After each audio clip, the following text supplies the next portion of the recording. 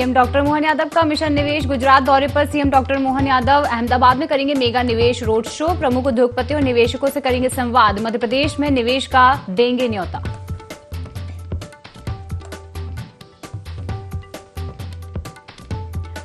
मध्य प्रदेश में संगठन मजबूती में जुटी कांग्रेस, जल्द बदली जाएगी प्रदेश कार्यकारिणी और पीएससी की बैठक में नई नियुक्तियों पर बनी सहमति। सितंबर में प्रदेश दौरे पर रहेंगे राहुल गांधी।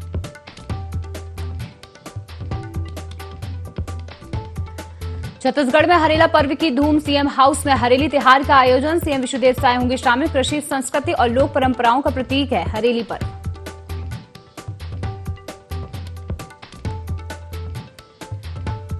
मध्य प्रदेश में मानसून का सबसे स्ट्रांग सिस्टम एक्टिव, कई जिलों में भारी बारिश की चेतावनी। भोपाल उज्जैन संभाग में बाढ़ जैसे हालात, भोपाल के 200 घरों में घुसा पानी। आज भी स्कूलों की छुट्टी।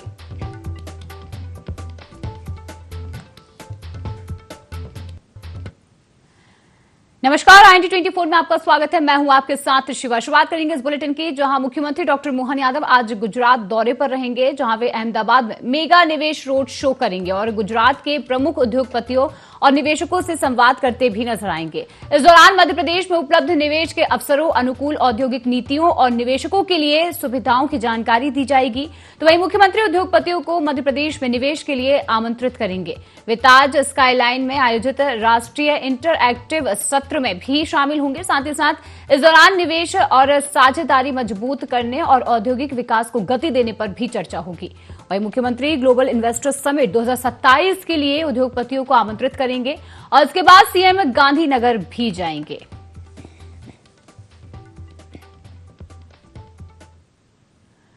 और अब बड़ी खबर नोएडा से, जहां बारिश को लेकर नोएडा इंटरनेशनल एयरपोर्ट प्रबंधन का बयान। कम समय में हुई भारी बारिश से मार्ग पर पानी भर गया था, जहां टर्मिनल को पार्किंग क्षेत्र से जोड़ने वाले रास्ते पर जलभराव हुआ। एयरपोर्ट टीम ने 30 मिनट से कम समय में पानी साफ किया। वहीं यातायात को कुछ समय के लिए वैकल्पिक मार्ग से डायवर्ट किया गया, जहां यात्रियों के लिए कर्ब पर सीधे पिक ड्रॉप की सुविधा दी गई। साथ ही साथ जलभराव का एयरपोर्ट संचालन पर बेहद कम असर पड़ा।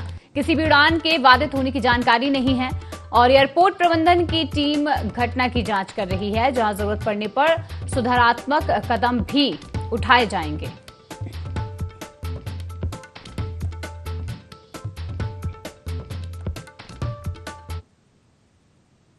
आईपीएल में दिल्ली कैपिटल्स के लिए खेलने वाले बंगाल के क्रिकेटर अभिषेक पोरेल को रेप केस में गिरफ्तार किया गया है। अभिषेक की गिरफ्तारी कोलकाता से की गई है, जहां मामला एक मेडिकल छात्रा की शिकायत पर दर्ज किया गया था। शिकायत में पोरेल पर रेप, आपराधिक धमकी समेत अन्य आरोप लगाए गए हैं, जहां पीड़िता ने जून में पुलिस में शिकायत दर्ज कराई थी।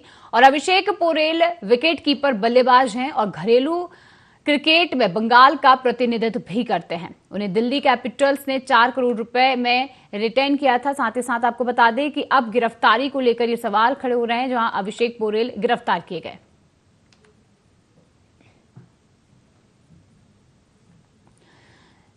तो आपको बता दें, क्रिकेटर अभिषेक पोरेल गिरफ्तार किए गए। मेडिकल छात्रा की शिकायत पर यह बड़ी कार्रवाई की गई है, जहां रेप केस में पुलिस ने गिरफ्तार किया है।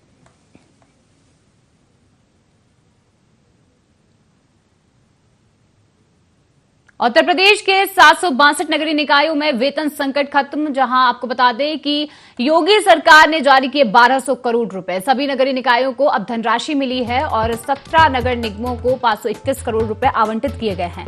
200 नगर पालिका परिषदों को 427 करोड़ रुपए मिले। 545 नगर पंचायतों को 242 करोड़ रुपए दिए गए हैं और पंचम राज्य वित्त आयोग की शर्तों के तहत खर्च किया जाएगा। वही बता दें कि जरूरत के आधार पर ही बैंक खातों से राशि निकालने के निर्देश जारी कर दिए गए हैं। नगरीय निकाय निर्देशालय ने ये दिशा निर्देश जारी किए हैं। तो बड़ी खबर आपको बता रहे हैं, जहां उत्तर प्रदेश के 762 नगरीय निकायों में वेतन संकट अब खत्म हो चुका है। योगी सरकार ने 1200 करोड़ रुपए जारी कर दिए हैं और सभी नगरीय निकायों को अब धनराशि दी गई है। 17 नगर निगमों को 531 करोड़ रुपए आवंटित किए गए हैं। 200 नगर पालिका परिषदों को 427 करोड़ रुपए मिले हैं और 545 नगर पंचायतों को 242 करोड़ रुपए दिए गए हैं। चलिए अधिक जानकारी लेंगे, हमारे साथ नदीम खान जुड़ चुके हैं। नदीम, देखिए, अब यूपी में जहां 762 नगरीय निकायों का जो वेतन संकट था वो खत्म हो चुका है, इसे लेकर क्या कुछ जानकारी है? कितनी राशि जो है वो दी जा चुकी है? देखिए, बिल्कुल आपको बता दें कि जिस तरह से विपक्ष लगातार सरकार की योजनाओं को घेरने का काम करता है, तो उसी कड़ी में जिस तरह से देख लिया जाए तो मुख्यमंत्री योगी आदित्यनाथ लगातार जो है लोगों की सहायता के लिए लगातार खड़े होते हुए नजर आ रहे हैं। अगर बात कर ली जाए, जिस तरह से देख लिया जाए, कर्मचारियों की वेतन संकट में प्रदेश की सरकार अभी तक 762 नगरीय निकायों को 1200 करोड़ रुपए दिए हैं। अगर देख लिया जाए, निकायों को दिशा निर्देश भी दिया गया था, पश्चिम राज्य वित्त आयोग शर्तों के आधार पर धनराशि जो है वो खर्च की जाएगी, लेकिन अभी तक की अगर देख लिया जाए, आदेश के अनुसार 17 नगर निगमों में 531 करोड़ और 20 नगर पालिका परिषद में 727 करोड़ और 545 नगर पंचायतों में 242 करोड़ रुपए जो है अभी तक उत्तर प्रदेश की सरकार की ओर से दिए गए हैं। निकाय द्वारा पैसा निकालने की जानकारी निदेशक को जो है लगातार मुख्यमंत्री योगी आदित्यनाथ जानकारी जो है प्राप्त करते हुए नजर आ रहे हैं। बिल्कुल नदीम, और देखिए कहीं ना कहीं जो मदद है वो इस राशि से अब जरूर हो पाएगी, आगामी जो काम है वो भी पूरे हो पाएंगे। चलिए बने रहेगा नदीम, आगे भी आपसे अपडेट लेंगे।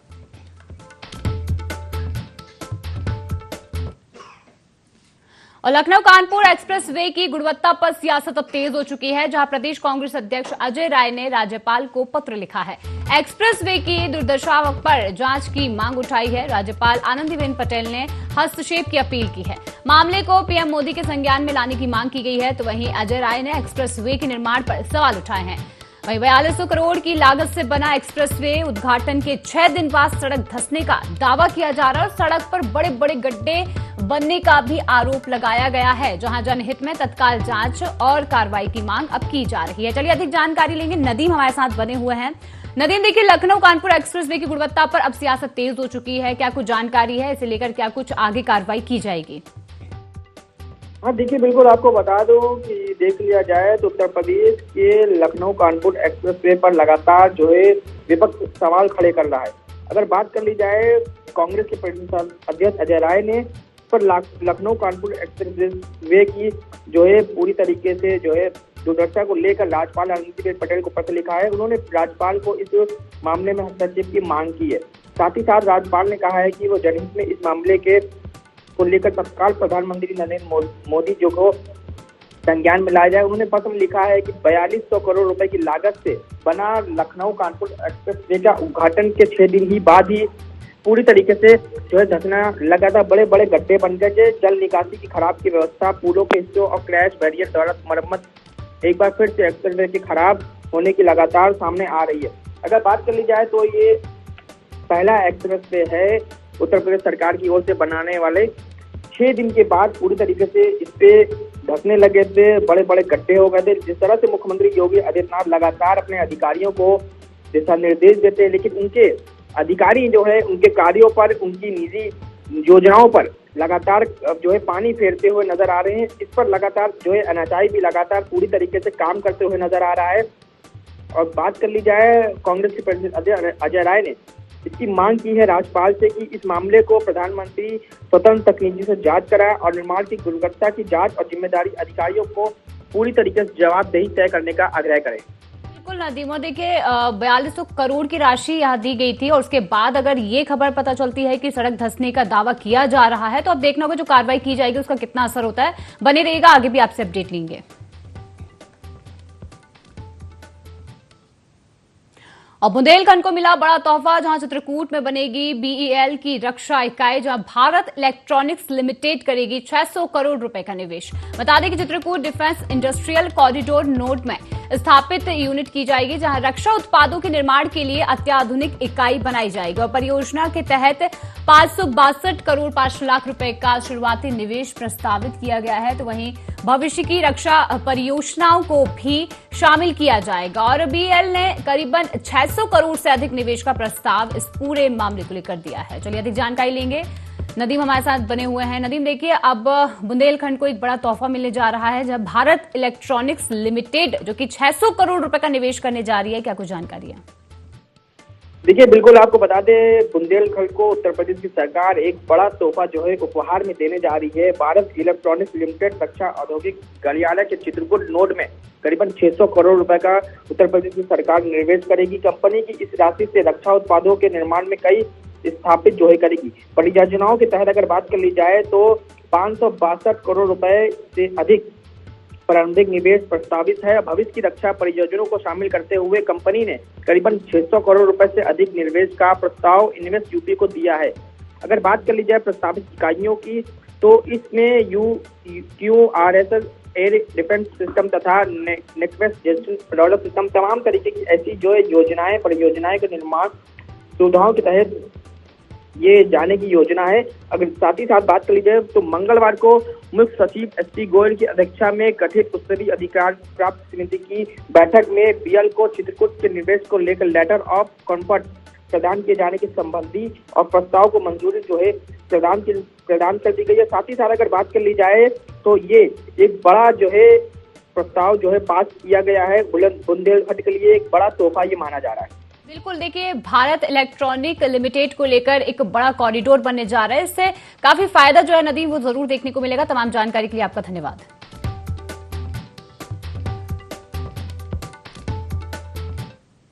खबरों में आगे बढ़ेंगे, जहां एटा के मारहरा में हर घर तिरंगा अभियान के तहत भव्य तिरंगा यात्रा निकाली गई, जहां हाथों में तिरंगा और जुबां पर भारत माता के जयकारों के साथ बड़ी संख्या में कार्यकर्ता यात्रा में शामिल हुए। वहीं बता दें कि मारहरा विधायक वीरेंद्र सिंह लोधी और भाजपा जिलाध्यक्ष प्रमोद गुप्ता ने यात्रा की कमान संभाली। हनुमान चौक से शुरू हुई यात्रा हैदरी चौक और मोहल्ला बस्ती होते हुए नगर पालिका परिषद मारहरा पहुंचकर संपन्न हुई। इस दौरान तिरंगे की आन बान शान और देशभक्ति के नारों से पूरा क्षेत्र गूंज उठा। कार्यकर्ताओं ने लोगों से हर घर तिरंगा अभियान से जुड़ने की अपील की है।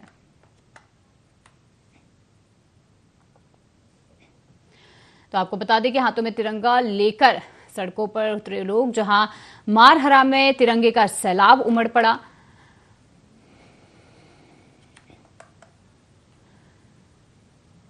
उत्तर प्रदेश के ग्रामीण इलाकों के लिए राहत भरी खबर, जहां PHC CHC पर अब दिल के मरीजों को मिलेगा प्राथमिक इलाज। जहां हार्ट अटैक की आशंका वाले मरीजों को तत्काल उपचार मिलेगा और इसके लिए 464 स्वास्थ्य कर्मियों को प्रशिक्षित भी किया गया है। ग्रामीण क्षेत्रों में सबसे पहले और समय पर इलाज मिलने की उम्मीद जताई जा रही है। तो वहीं डायलिसिस सुविधा वाले जिला अस्पतालों में बेड भी बढ़ेंगे और अन्य जिला अस्पतालों में नई डायलिसिस यूनिट स्थापित होगी। स्वास्थ्य सुविधाओं को मजबूत करने की दिशा में बड़ा कदम उठाया जा रहा है और ग्रामीण मरीजों को स्थानीय स्तर पर बेहतर इलाज का लाभ भी जरूर मिलेगा। तो एक बड़ी व्यवस्था जो है वो अब की जा रही है। यूपी के ग्रामीण इलाकों के लिए राहत भरी खबर है ये, जहां PHC CHC और अब दिल के मरीजों को प्राथमिक इलाज के लिए प्राथमिकता दी जाएगी। वहीं आपको बता दें कि हार्ट अटैक की आशंका वाले मरीजों को तत्काल उपचार मिलेगा और इसके लिए 464 स्वास्थ्य कर्मियों को प्रशिक्षित भी किया जाएगा, जहां ग्रामीण क्षेत्रों में समय पर इलाज मिलने की उम्मीद जताई जा रही है। वहीं डायलिसिस सुविधा वाले जिला अस्पतालों में बेड बढ़ेंगे और अन्य जिला अस्पतालों में नई डायलिसिस यूनिट स्थापित की जाएगी।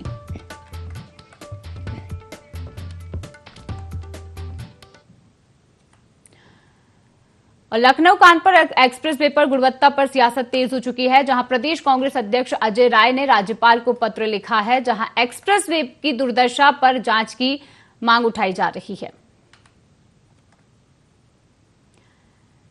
तो अब खबर महुआ से है, जहां आपको बता दें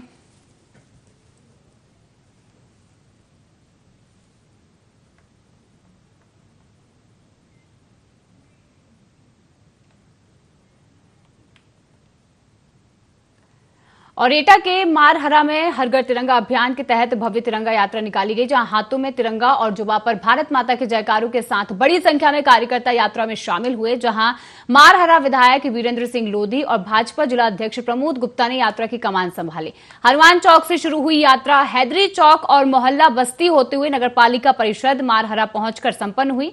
इस दौरान तिरंगे को लेकर लोगों में खासा उत्साह भी देखने को मिला। आपको बता दें कि इस यात्रा को लेकर लोगों में भारी उत्साह है, जहां हर घर तिरंगा अभियान एक बड़ा अभियान है, जिसमें घरों घर तिरंगा लहराया जाएगा और 15 अगस्त से पहले यह हर घर तिरंगा अभियान चलाया जा रहा है। और इसी के साथ खबरों में आगे बढ़ेंगे, जहां पीलीभीत के विसलपुर में बड़ी खबर सामने आई है। अमृता खास गांव में श्री बालक राम सरस्वती शिशु विद्या मंदिर स्कूल का टीन शेड अचानक भरभराकर गिर गया। हादसे के वक्त टीन शेड के नीचे करीब 20 से 25 बच्चे मौजूद बताए जा रहे थे, साथ ही साथ जिनके घायल होने की सूचना भी मिली है। अब हादसे के बाद स्कूल परिसर में चीख पुकार मच गई। आनन फानन में घायलों को एम्बुलेंस की मदद से अस्पताल भेजा गया। बताया जा रहा है कि टीन शेड लकड़ी के डंडों के सहारे खड़ा था। तो वहीं स्कूल को कक्षा 5 तक की मान्यता होने के बावजूद कक्षा 8 तक के बच्चों के संचालन की बात सामने आ रही है। अब हादसे के बाद स्कूल प्रबंधन और शिक्षा विभाग की कार्यप्रणाली पर गंभीर सवाल उठ रहे हैं। वहीं प्रशासन ने मामले की जांच शुरू कर दी है।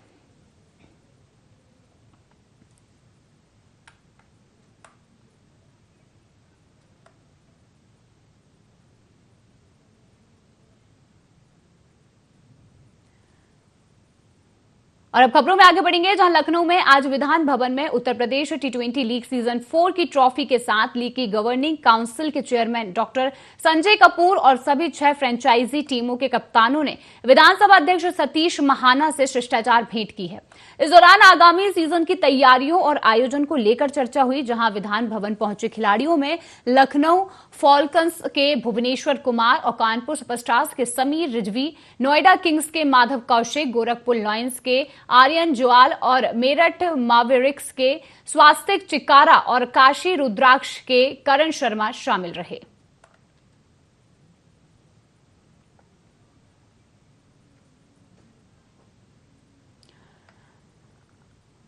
और अब खबरों में आगे बढ़ेंगे, जहां मंडला में ईओडब्ल्यू की बड़ी कार्रवाई देखने को मिली। वन मंडल के बाबू के घर पर ईओडब्ल्यू ने दबिश दी, जहां श्वेतांक चौरसिया पर आय से अधिक संपत्ति का आरोप लगाया गया है। पश्चिम सामान्य वन मंडल में बाबू पद पर है श्वेतांक चौरसिया। आपको बता दें, बड़ी खबर मंडला से, जहां ईओडब्ल्यू की बड़ी कार्रवाई देखने को मिल रही है। वन मंडल के बाबू के घर पर ईओडब्ल्यू ने दबिश दी है। श्वेतांक चौरसिया पर आय से अधिक संपत्ति का आरोप लगाया गया, जिसके बाद ये कार्रवाई शुरू की गई और अब दस्तावेज भी खंगाले जा रहे हैं और एक बड़ी कार्रवाई जो है वो सुबह से ही देखने को मिल रही है। बता दें कि पश्चिम सामान्य वन मंडल में बाबू के पद पर श्वेतांक चौरसिया पदस्थ है और अब इस कार्रवाई को तेज कर दिया गया है।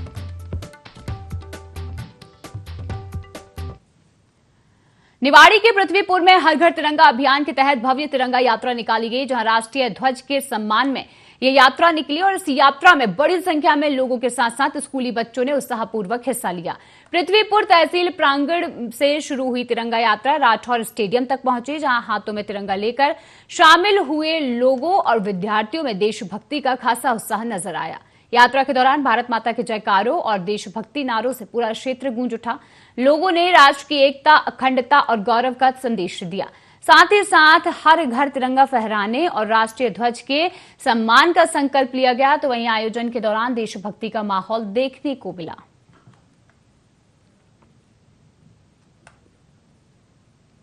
भारतवर्ष आजाद भारत है और इस आजादी को दिलाने में हमारे हजारों वीर सपूतों ने अपनी कुर्बानी दी है।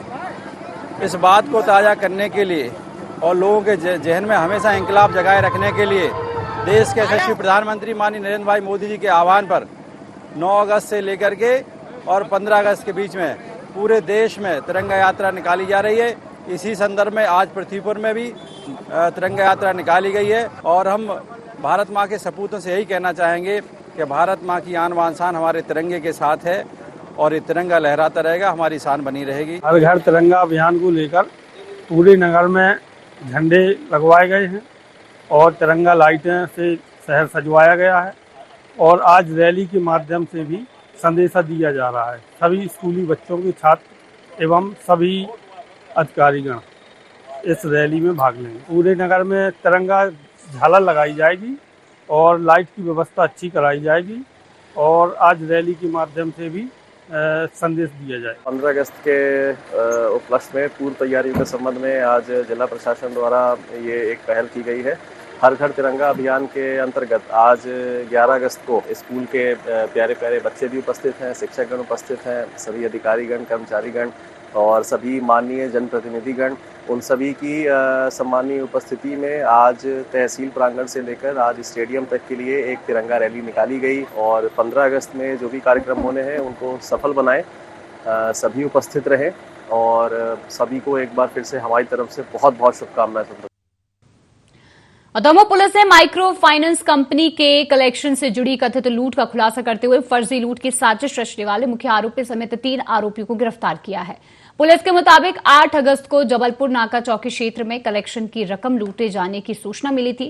जांच के दौरान पुलिस ने करीब 50 सीसीटीवी कैमरों की फुटेज खंगाली और तकनीकी साक्ष्यों के आधार पर मामले का खुलासा किया। पूछताछ में शिकायतकर्ता परशुराम अहिरवार ने अपने साथियों संजय और साहिल के साथ मिलकर लूट की झूठी कहानी रचने की बात कही है। वहीं बता दें कि पुलिस के अनुसार करीब 1,17,000 रुपए की राशि आपस में बांटी गई थी। आरोपियों के पास से 1,05,000 रुपए नगद, मोटरसाइकिल और 3 मोबाइल फोन बरामद किए गए हैं। तीनों को न्यायालय में पेश कर न्यायिक अभिरक्षा भेज दिया गया है।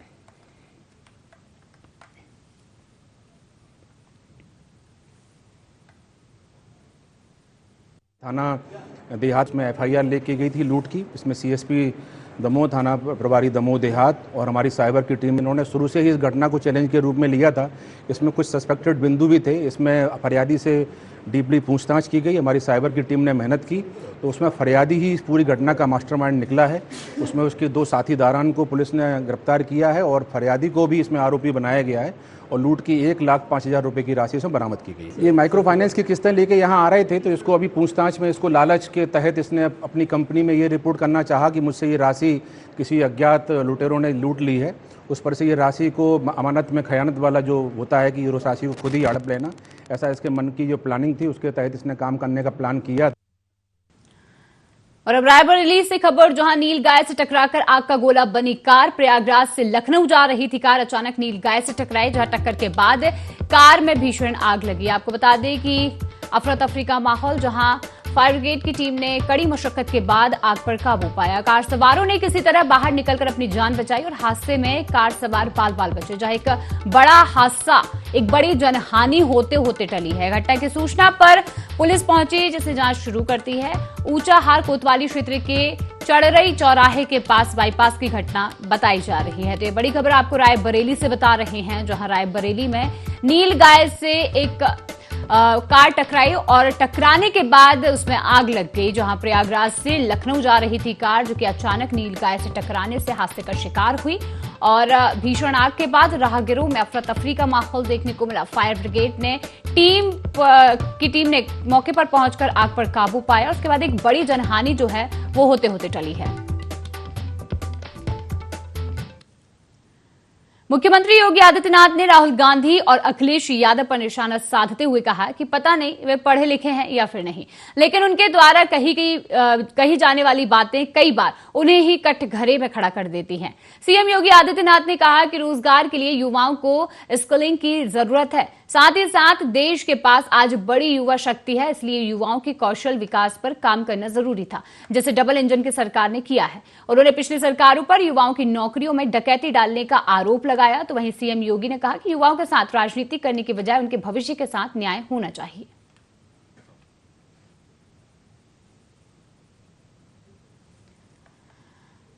तो बता दें कि राहुल अखिलेश पर सीएम योगी भड़के, जहां बड़ा बयान उन्होंने दिया। और सीतापुर में राष्ट्रभक्ति और देश प्रेम का संदेश देने के लिए महिला बाइक तिरंगा रैली का आयोजन किया गया, जहां रिजर्व पुलिस लाइंस ने शुरू हुई रैली को जिलाधिकारी डॉक्टर राजा गणपति आर और नगरपालिका अध्यक्ष नेहा अवस्थी ने हरी झंडी दिखाकर रवाना किया। रैली ग्रीकगंज चौराहा, लालबाग चौराहा, कोतवाली चौराहा और जीआईसी चौराहा होते हुए जीआईसी ग्राउंड पहुंचकर संपन्न हुई। रैली में पुलिसकर्मियों ने हाथों में तिरंगा लेकर लोगों को राष्ट्रीय ध्वज के सम्मान और देश प्रेम का संदेश दिया। इस दौरान अपर पुलिस अधीक्षक आलोक कुमार, सीओ नगर कपूर कुमार और सीओ सदर नेहा त्रिपाठी समेत पुलिस विभाग के अन्य अधिकारी और कर्मचारी मौजूद रहे।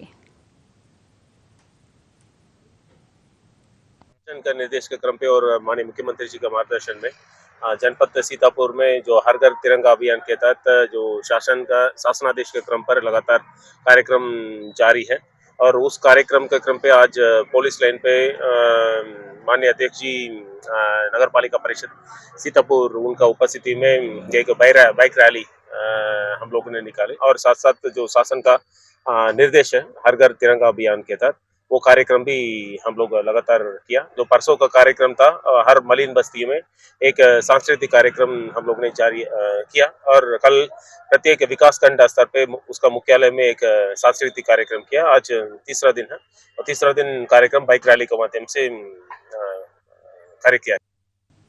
और इस बुलेटिन में फिलहाल इतना ही। और भी खास खबरों के लिए देखते रहें IND24। नमस्कार।